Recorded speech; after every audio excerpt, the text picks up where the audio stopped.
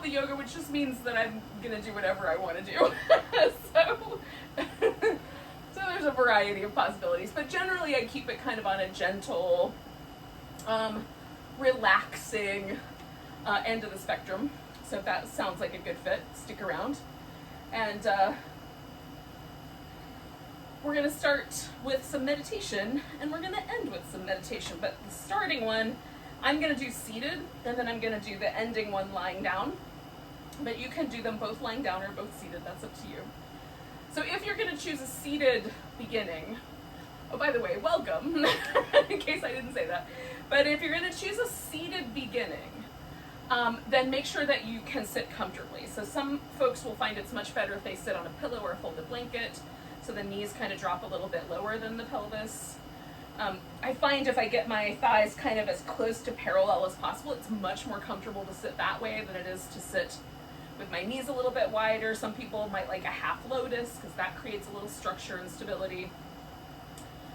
So find the, and some people might want to kneel down and sit down on their heels. So find the right amount for you, right position. And then we're just gonna kind of shift the gears into low and ease the seat back, metaphorically speaking. And let ourselves kind of come to this moment. So let's start by just noticing. Notice your body.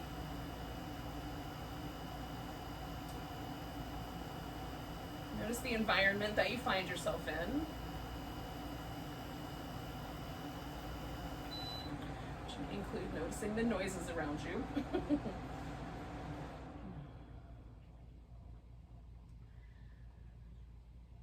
You can close your eyes for this part, or you can leave them open just a little bit, whichever sounds like the better option. For me, closing my eyes makes it easier to concentrate. Whereas leaving my eyes open just a titch keeps me a little more alert. So if I'm feeling sluggish or sleepy, that's helpful. And similarly, you could put one palm inside the other, rest one hand on each knee, either palm down or palm up. And that may give you a slightly different sense of the practice.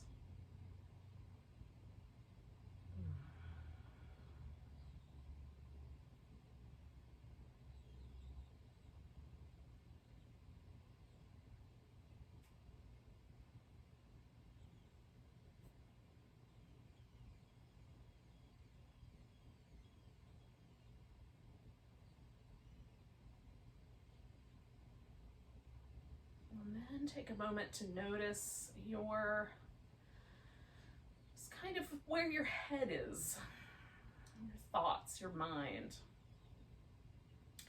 We're going to sort of put our attention to good use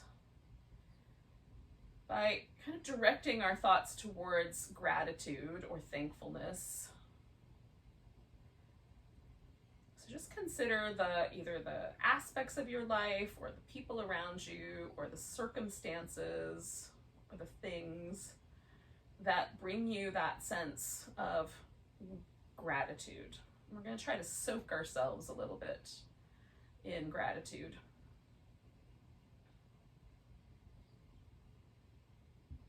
And so it might just be one thing that you focus on, or maybe like a whole host of things kind of present themselves to your mind. And see if you can just engender in your heart and in your mind a feeling of deep gratitude.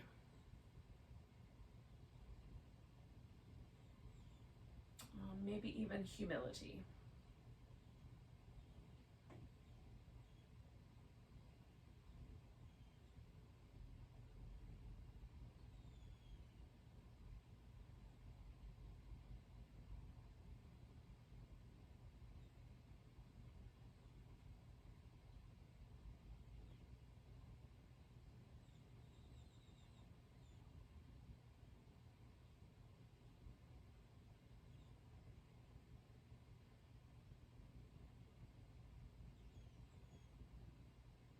And we're just going to hold on to that sense of gratitude and now apply it to the breath. So start by noticing your breath in the nostrils.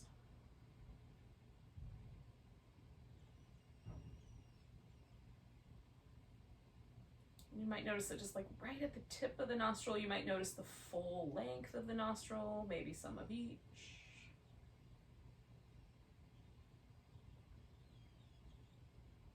One of the things for me that sort of is true of a sense of gratitude is that there's a kind of almost kind regard or reverence that I hold those things in, and I'm gonna try to apply that to this awareness of the breath.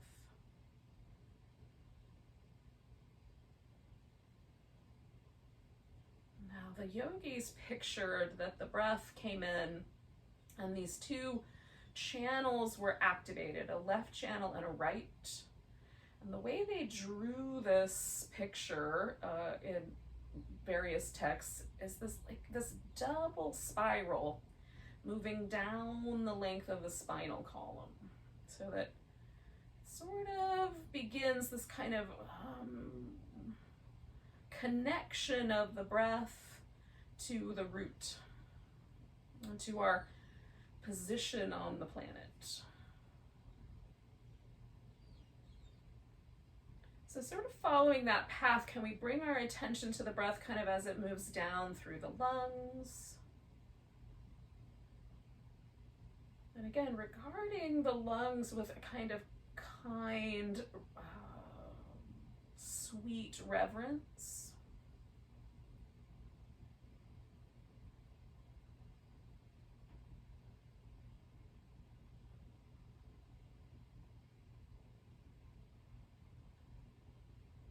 And then moving our attention down to the diaphragm and the movement that is created there.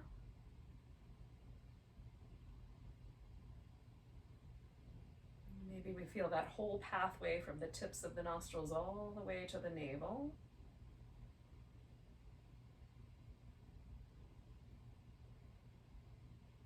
And again, regarding this with a sense of gratitude.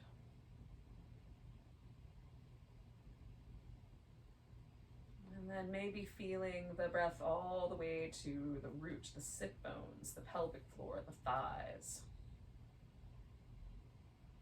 Maybe if you're lying down, to the soles of your feet.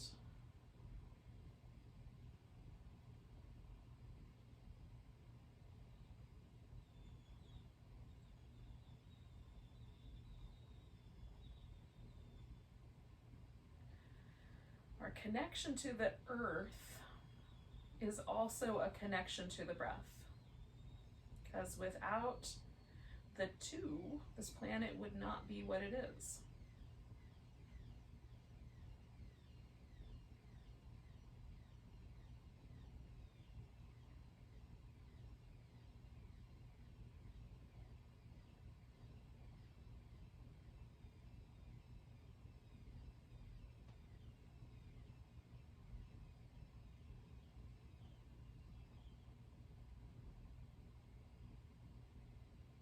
Can we kind of come to our practice tonight with this kind of gratitude?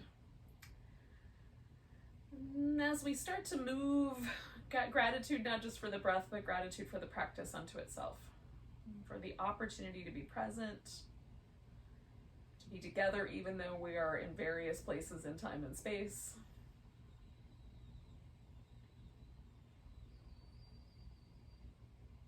So I'm going to start with just some neck rolls. Now, if neck rolls are tricky, you can imagine instead that you're drawing a circle with the nose, just as however big a circle your neck is willing to do.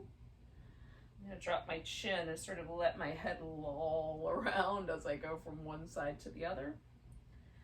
And this is not bothering my neck at this time, but at some point in the future, if it ever does, I'll change methodologies.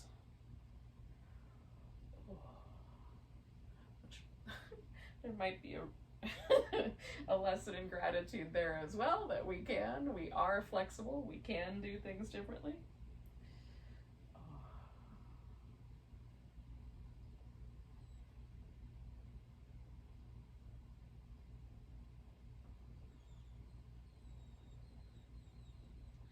I'm going to do one more little pattern. Now, when I get to the end where I've done an even amount of movement on both sides, left and right, I'm going to come back to the center and let my head float back up to neutral.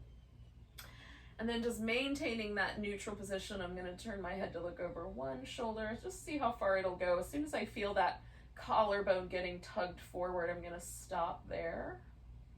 Or anything that feels in my neck, like that's as far as the vertebrae are turning, whichever one stops me first. And then turning my head the opposite way. And similarly, just trying to keep the chin level so that it is not doing any sort of side bending. I can really just focus on the twist in the neck.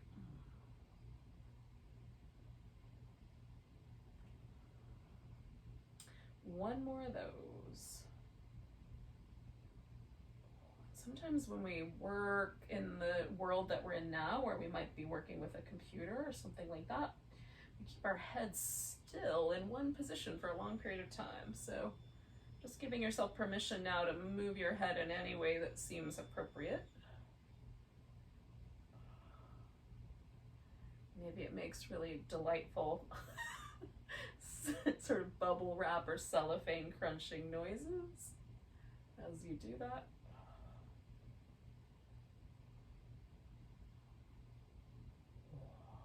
Right. So when you're ready, we're going to circle the shoulders, coming around. I'm just trying to make the biggest circle with my shoulder blades that I can, letting the arm bones go along for the ride. And then I'm going to circle the other direction.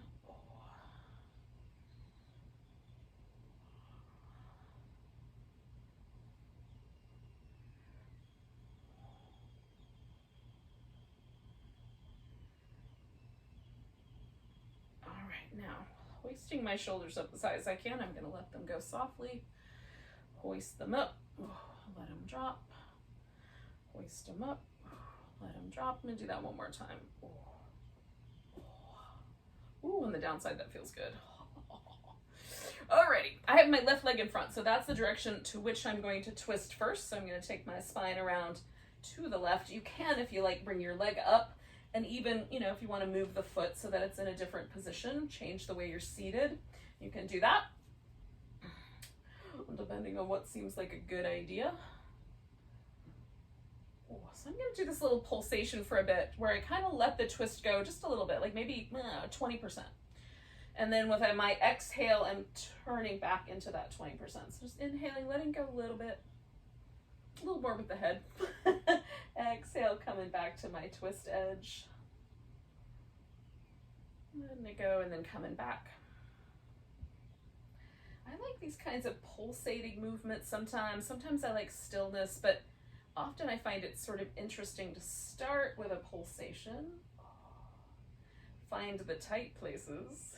I can feel one on my right side across the top of my shoulder. So I'm going to come into my twist, sit up a little taller, and then I'm going to use like whatever positions feel interesting to gently address that area. Now again, kind of with this notion that we started with, this kind regard, this notion of gratitude, I want to approach this tight place in my shoulder with gratitude that it's here to tell me a story.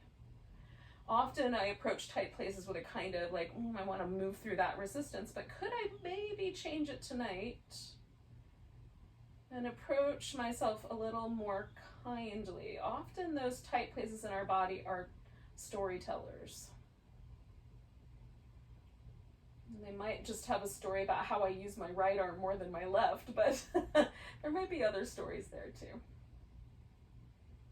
But like anybody, if you don't regard it kindly, like why would anybody tell you a story if you approach them in a grouchy way? And 2 more breaths.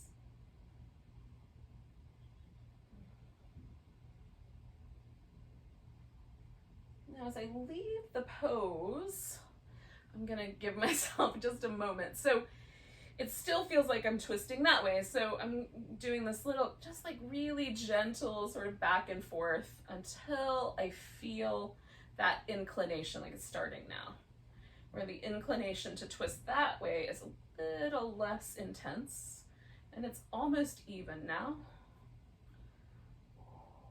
So when it feels like it's pretty even, we're gonna take whatever leg is up front, mine was the left, and we're gonna stick that out straight. Now, you can go more straight down the center. I'm gonna go out to the side, and I'm gonna add a blanket underneath my knees because that gives me a little bit more support.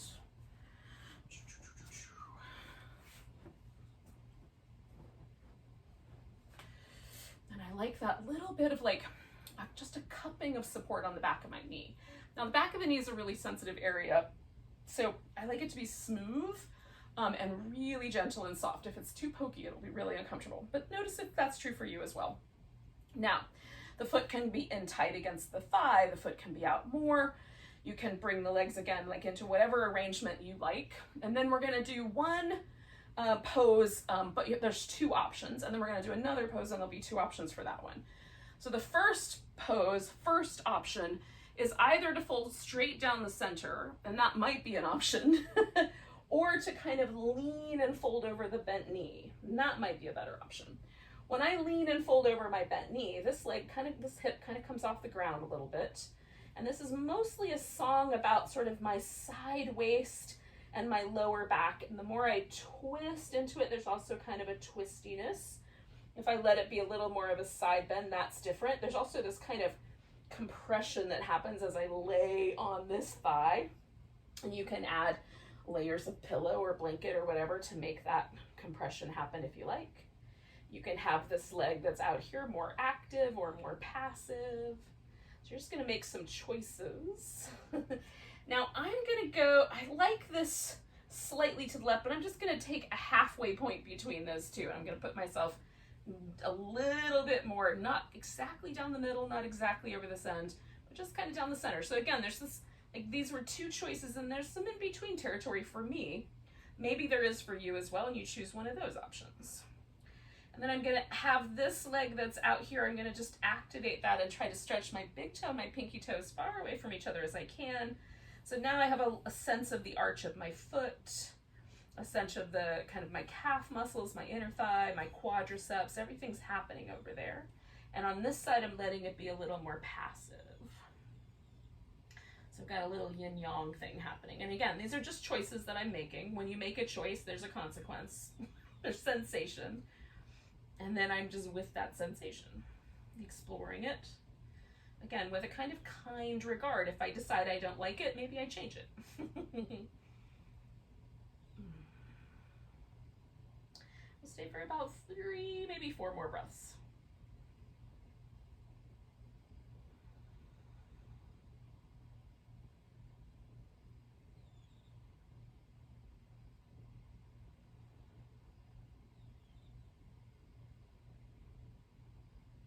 I'm going to use my 4th breath here to come out. So I'm going to take a big breath, expand my ribs as much as I can, and come out with the ribs kind of fluffed out, and then let it kind of return to normal. I find sometimes that helps my spine come out of tricky places. It may not work for you. What might be better for you is to squeeze in your abdominals and really create like a fortress around your spine that way.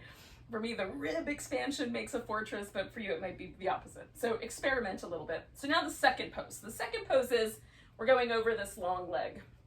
And maybe you're going to go over the long leg sideways, and there's lots of different arm possibilities there. Or maybe, again, you're going to kind of turn and go over that long leg toward it a little bit more. And these, for me, it's just a little bit of a different spectrum. This one hits my side waist a little bit more. This one hits this whole kind of outer hip for me a little bit more. So is it your glutes that need more attention? Is it the obliques or the side of your waist or your spine that needs more attention? That might determine how you go into this pose.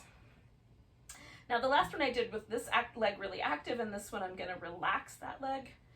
And I'm just going to be a little more active in my torso. So I'm going to turn just slightly in and just slightly out, kind of creating that little bit of a pulsation. And again, it's just a choice. I like the pulsation tonight, right? It's like the inhale and the exhale, a kind of pattern, a rhythm.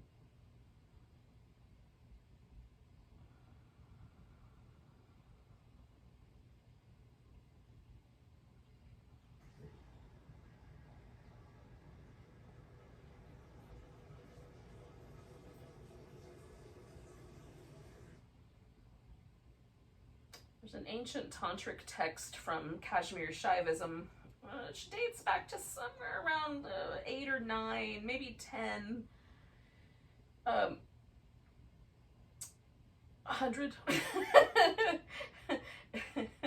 800, 900, 1000 AD.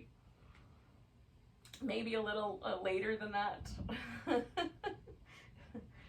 It might be a little later than that. That is called the Treatise on Vibration, or the Treatise on Frequency, depending on how you translate it. And it's super esoteric, but I wonder now, having read it several times and been completely mystified, I wonder if the vibration that they're really feeling out is not the breath or the heartbeat within the awareness, right? I'm just mimicking that with my movement. Okay, so I've come out of that shape. I'm gonna straighten out my bent leg and give myself a moment just to kind of move around a little bit. And then essentially what I'm gonna do is repeat that whole thing, but on the other side. So I invite you to similar ideas. Again, we're going to start with the twist. So I have my left leg in front, which is my more common, more comfortable way to sit cross-legged on the floor. So when I do the right side, it doesn't quite line up the same, so I'm just adding a little support, sitting up nice and tall. And then I'm going to twist to the right, and again, you could pick that knee up or whatever you did last time. And again, I'm going to let myself have this kind of sense of the sort of pulsation with the breath. Exhaling and coming around to my edge, and inhaling and just letting that go a little bit, about 20, 30%.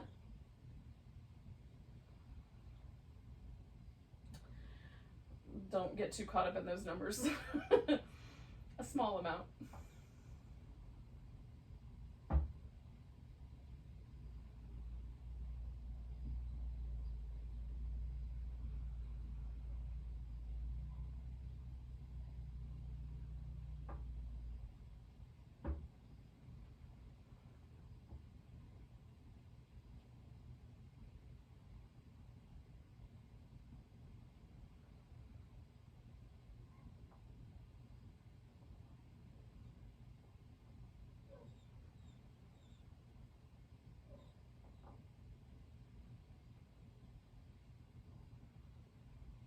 Okay, so we'll take one more breath.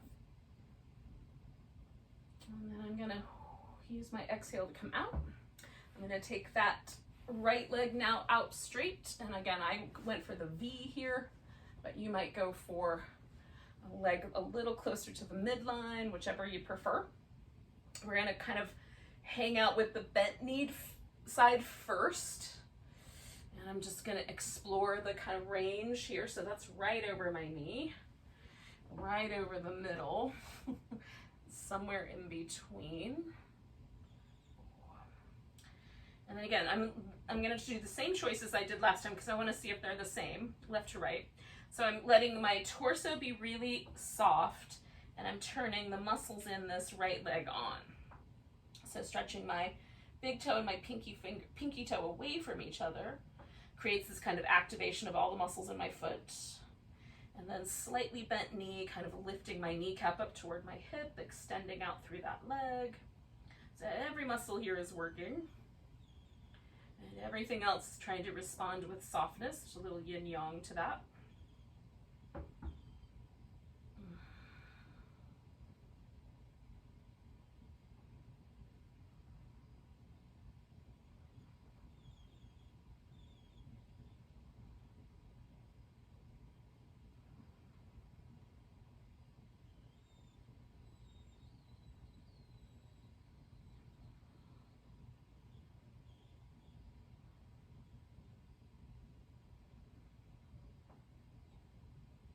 So 2 more breaths. I'm going to use the second one as my big sort of, come all the way out.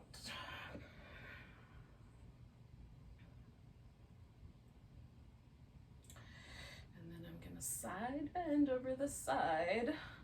Test out the options. And then I'm gonna let this side get soft and be a little more active with the movement here. So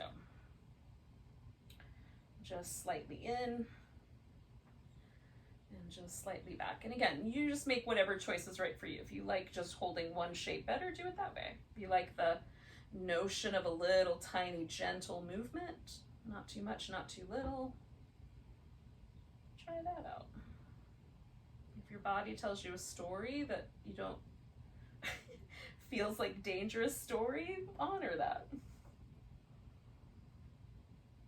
Sometimes my body tells me stories that are just about me bringing more kindness, right? Just being a little more sense of letting go or relaxing there. Sometimes it's about not doing that. Unfortunately, I'm the one who has to translate those sensations into English. I'm going to do one more breath here.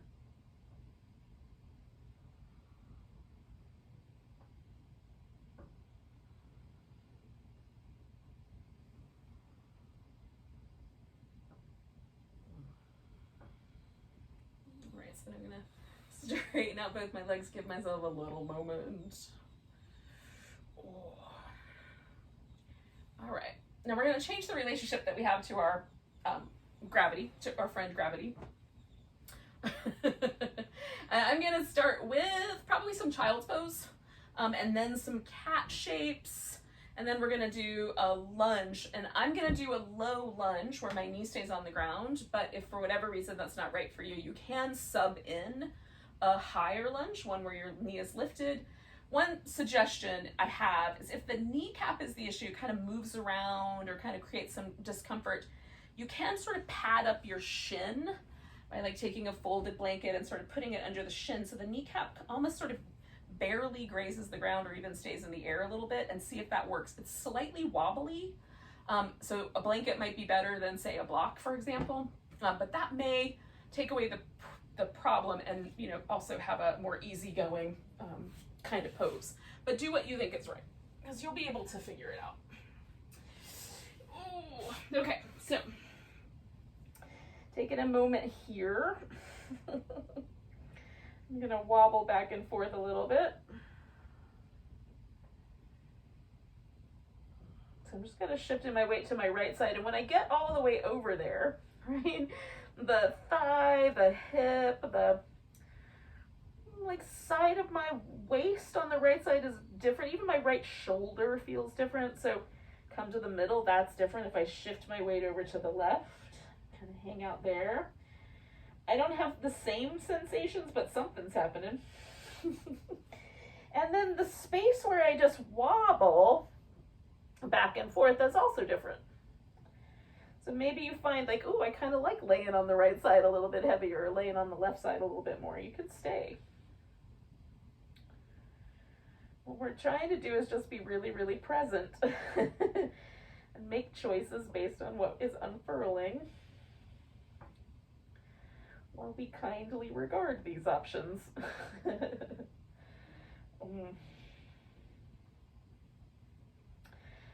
All right, 2 more breaths.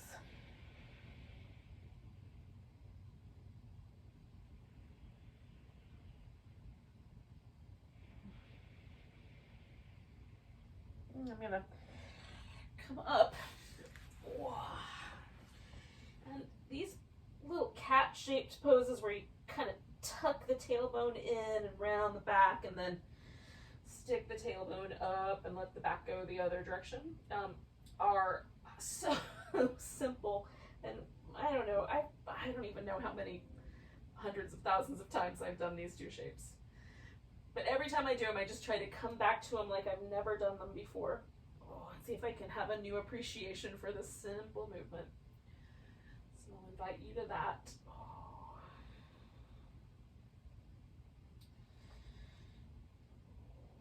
And one of the ways I sort of am, not concerned with the fact that I live in an aging body is that my aging body is a new landscape every single day for me to explore with yoga poses.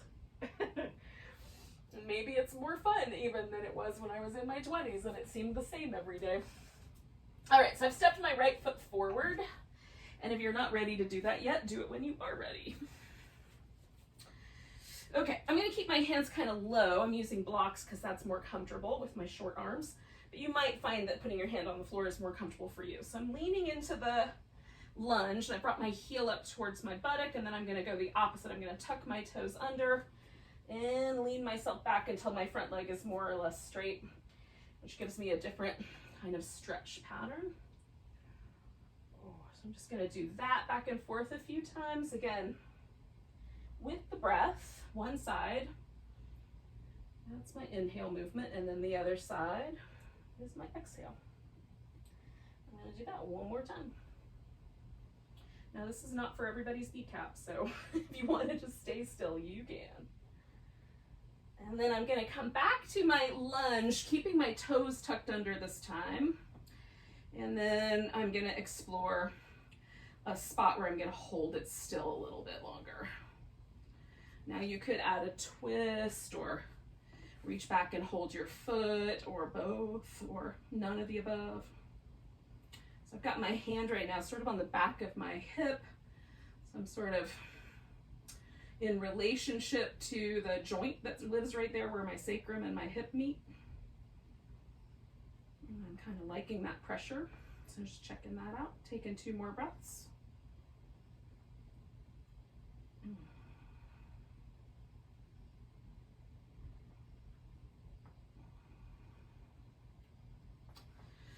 Right, so I'm gonna fold forward, uncurl my toes in the back, slide my back knee just a little bit further back, and then straighten out my front leg and fold toward it. Again, a pose I've done 1,000 times, if not more. And yet every time I come to it, it's a new hamstring landscape, a new calf muscle landscape to work with.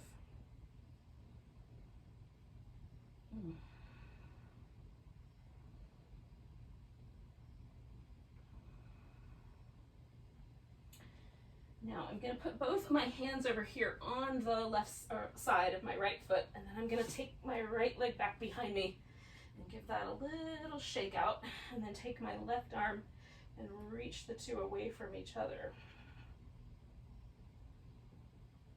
Just notice the wobble or the balance of that.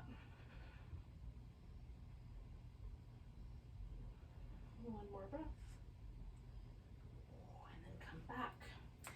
Now I'm going to go back to child's pose, but you could just as easily pause at the cat shapes or go right into the lunge. I'm going to come all the way back to the beginning and do the whole thing again with the other side.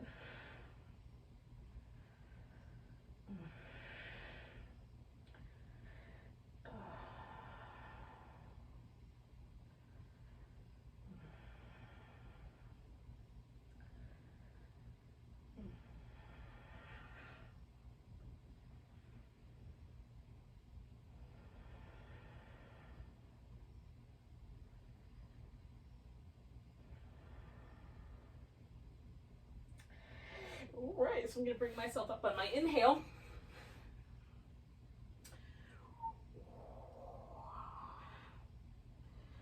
Do a few rounds of cat shapes, little tucks and tilts.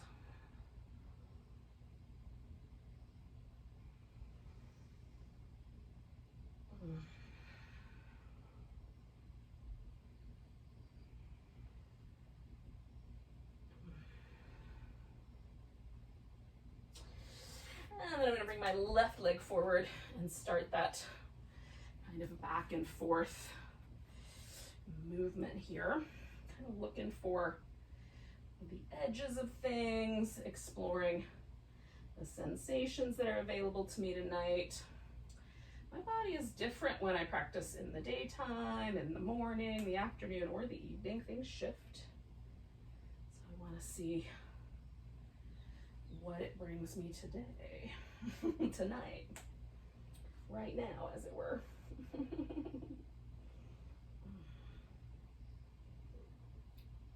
right, I'm going to go back one more time.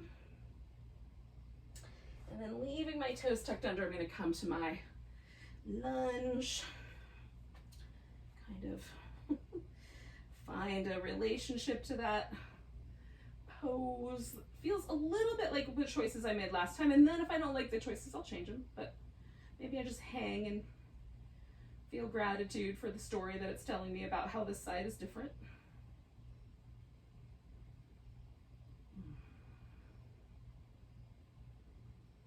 This is not a beginner kind of class. When you're a beginner to yoga, you need people to just say, put your hand here, put your foot here. That is more helpful. I apologize to any beginners, but once you've been doing yoga poses for a while, it's time to branch away from that. Start making your own choices. See what happens. Advanced yoga is really about the quality of attention that we're paying to things, not about the pose itself.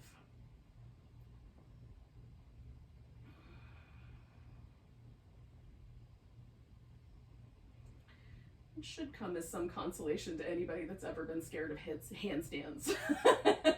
We're going to take 2 more breaths.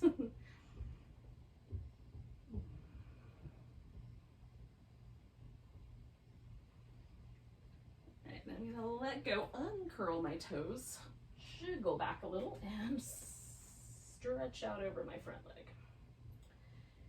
Oh, and this side is very different tonight than normal. It's fun.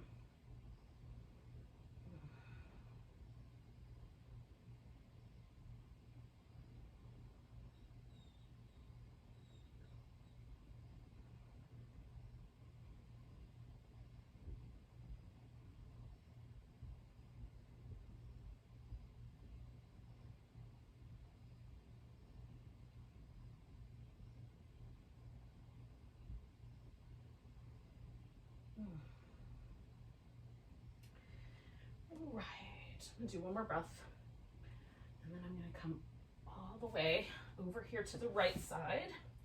Take my left leg, give it a little shake, and then add my right arm. Nice long spinal balance.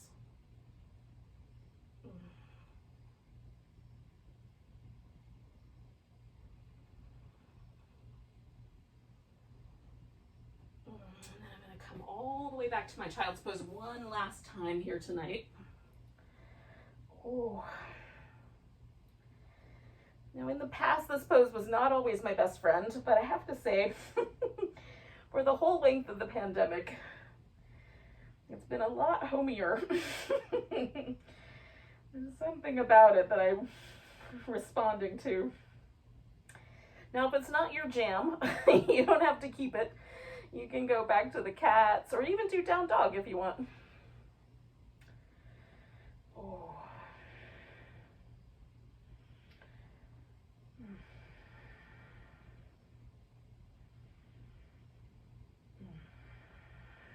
Now, I'm going to extend my arms as far as they'll reach and then bring my torso forward and see where it lands. Okay, so that's where it landed.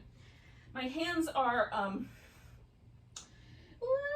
like lined up with my forehead, about. My thumbs are about forehead height, so I'm going to start here with some cobras. So I'm going to lengthen out through my legs. Inhale into cobra. So it's going to be a little more sphinxy with my arms in this position. But I'm going to press my hands into the floor and almost like I'm pulling backwards and broadening my collarbones. And then coming down, I'm going to slide my hands back like an inch or so. Same idea. Lifting, pressing and pulling back. Taking one more breath. And coming back down. Sliding my hands back an inch or so. We're getting closer to familiar territory. Lifting, pressing my palms down, drawing my elbows back. So wherever your hands were, you might wind up done before I do. So I'm going to slide them back again. Lift into cobra. Press them down, pull against the floor. Slide them back. Press them down. Lift, pull against the floor.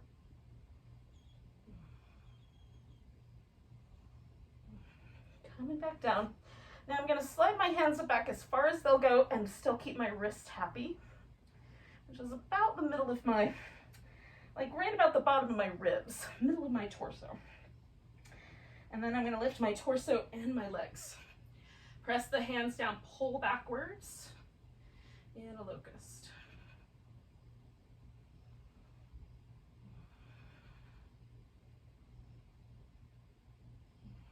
And one more breath.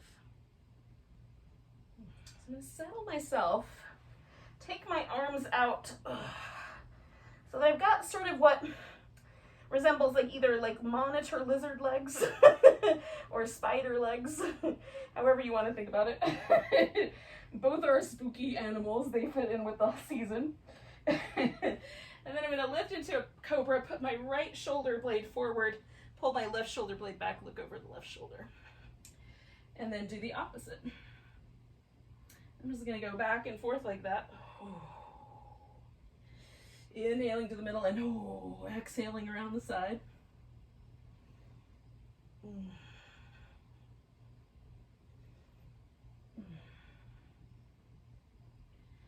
then one more. And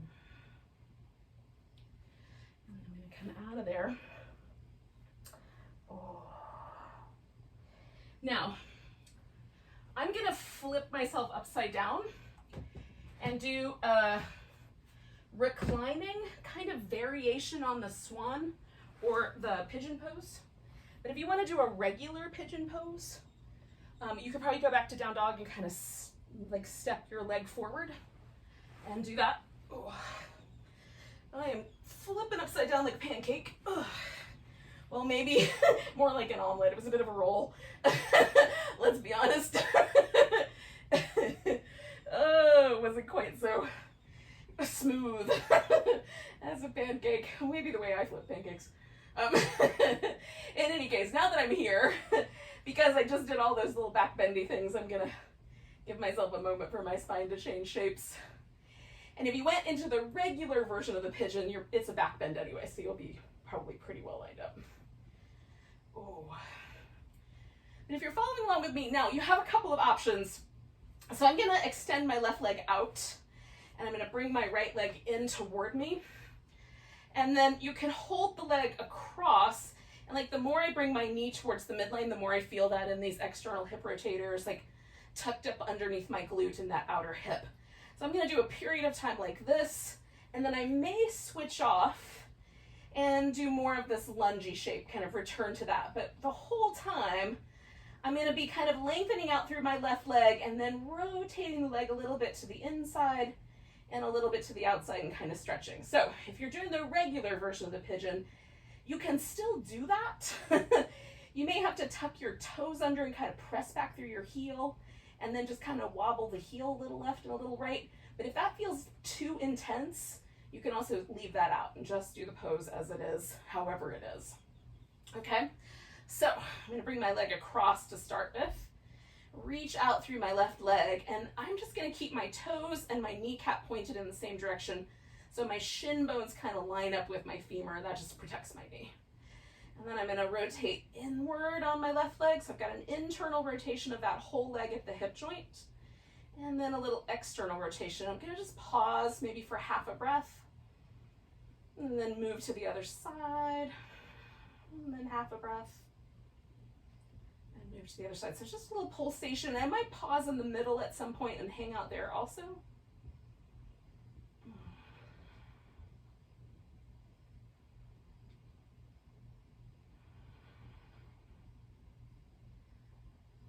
Kind of, into this sort of changing relationship to gravity, so welcome to my journey.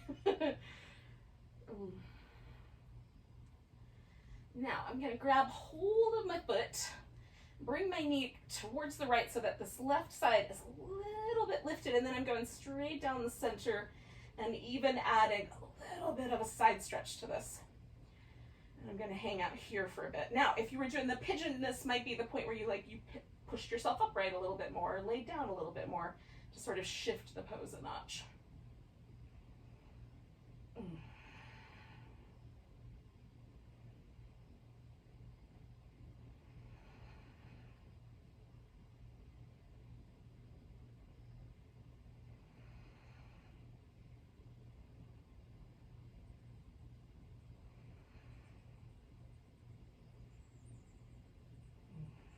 One more breath. I'm going to release this pose. Now, if you're doing the regular version of the pigeon, you may need to either just kind of bring your back leg around, or you go back to down dog and kind of shake things out. As it is, I'm going to bring both of my feet to the floor and do these little windshield wipery things, but I like really gentle. Again, I'm trying to bring as much as I can a sort of kind regard to these areas I was just kind of getting into with that pose, not making them move too abruptly in opposite directions.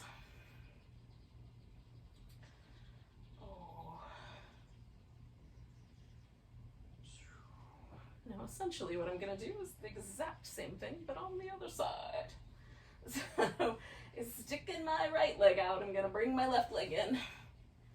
And again, kind of bring the leg across, and I might have to do a little experiment to see, like, oh yeah, at what point, at what point do I feel that sensation?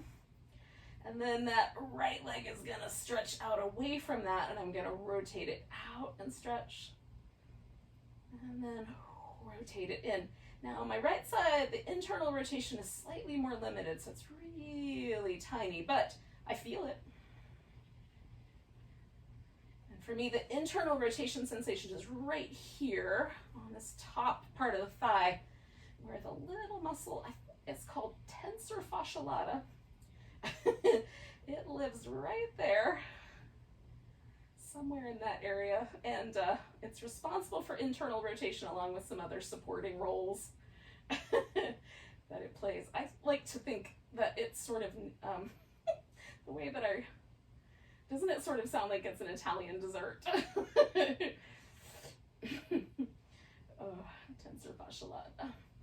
An Italian dessert enjoyed on warm days.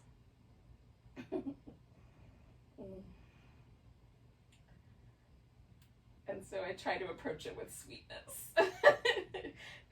That's the relationship. I forgot to follow that up. So one more breath here.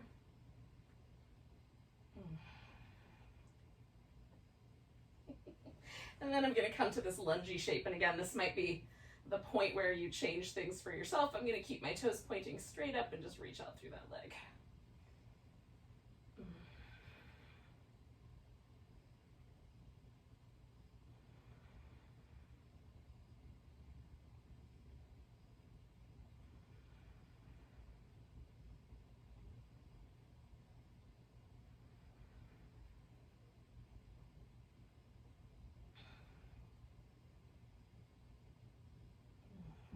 One more breath.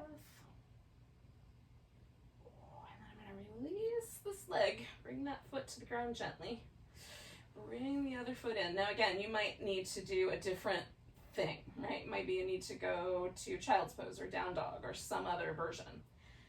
Now, I'm going to do a little movement first, and then we're going to do a butterfly or a bound angle pose, and you can do that either seated or reclining. So I'm going to do mine reclining, and because that's where I want to wind up. But if you want to wind up in a seated position, then you might want to choose the seated version. So we're going to put the feet together, and like the bound angle is where you kind of pull the heels as close as you can to the hips, and you can either sit straight upright if you're sitting, or lean forward if that seems appropriate. And then with the lying down, it is what it is, but you can certainly elevate your body up on some pillows or something if you like. And then the other option, kind of more the butterfly option, is you might explore, like, should my feet go a little further away from my hips? So there's a different relationship. So you have both choices to make. And I'm going to put a pillow in so this becomes a little bigger shape, and there's a little tiny bit of support for the bones there. And that becomes really, really gentle for me. So rather than go for a super intense sensation, I'm going to see if I can take this more gentle sensation and dial myself into it with so much kindness and sweetness and so much attention that the gentleness becomes the thing, the approach, right? Approaching myself with kind regard here.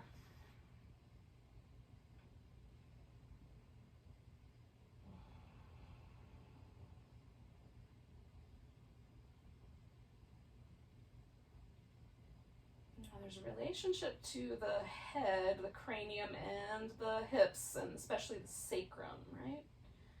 So in whatever pose you're in, can you sort of feel the breath? Again, kind of this notion that the breath sort of moves around or in relationship to the spinal column, from the skull down to the sacrum. Can we sort of imagine that breath sort of riding the spine up and down? As it goes in, it might go down the spine toward the sacrum. As the breath goes out, it might ride up the spine and out through the skull, right out through our nasal passages.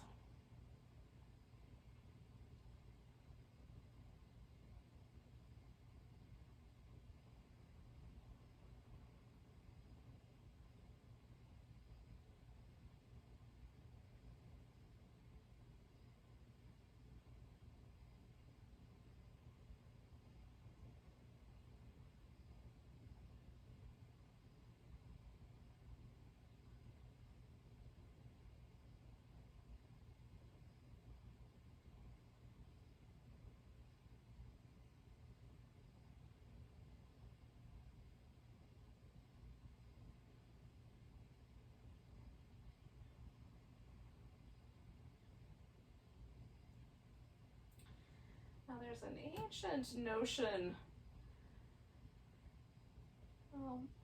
Native American notion, and this specifically I've heard from a Seneca elder, but it's possible that it also would expand beyond that one particular tribal idea. But the notion is that the bones of our body contain an entire library of all that has befallen our ancestors. That our ancestors write their history in our bones, and the bones are a library of data. That if we sit in contemplation with the bones,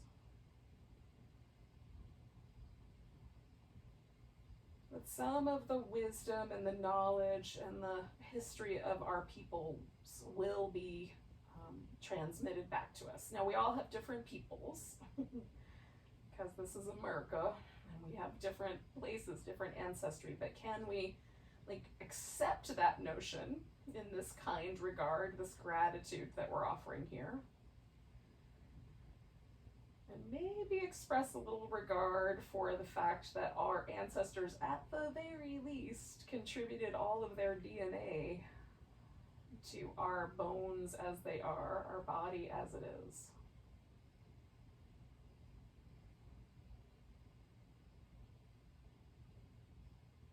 And as the breath makes this yogic double helix spiral around the spine,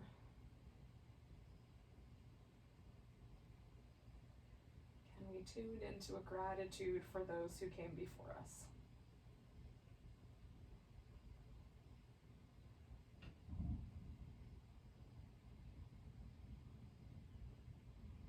Now, if you're doing the butterfly seated, you can come out on the next in-breath or the next out-breath as you see fit, keeping your spine happy.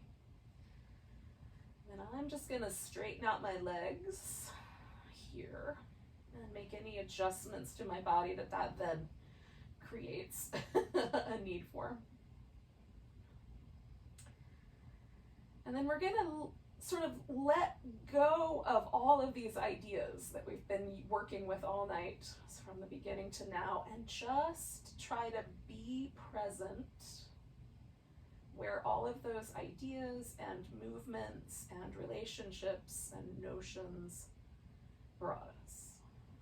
Just be where the practice brought you. And that's the closing meditation.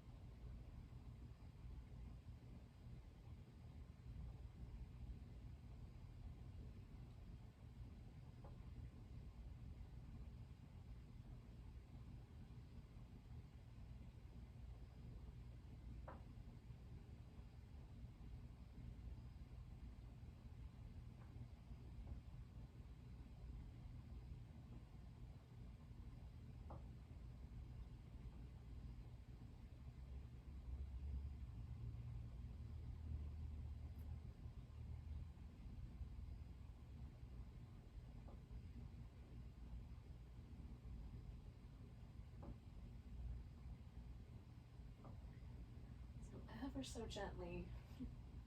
Just notice your breath again. And when you're ready, take a deep breath all the way to your tiptoes. Let it go with a sigh. And then wiggle your bones any way you like.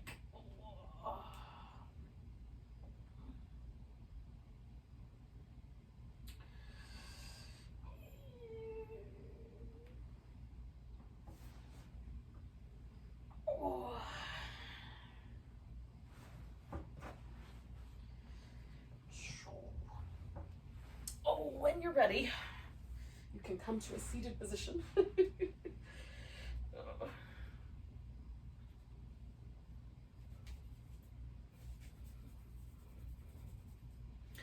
then we'll take a nice deep breath together.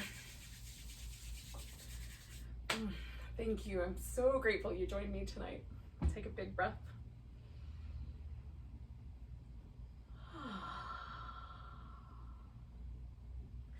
Namaste.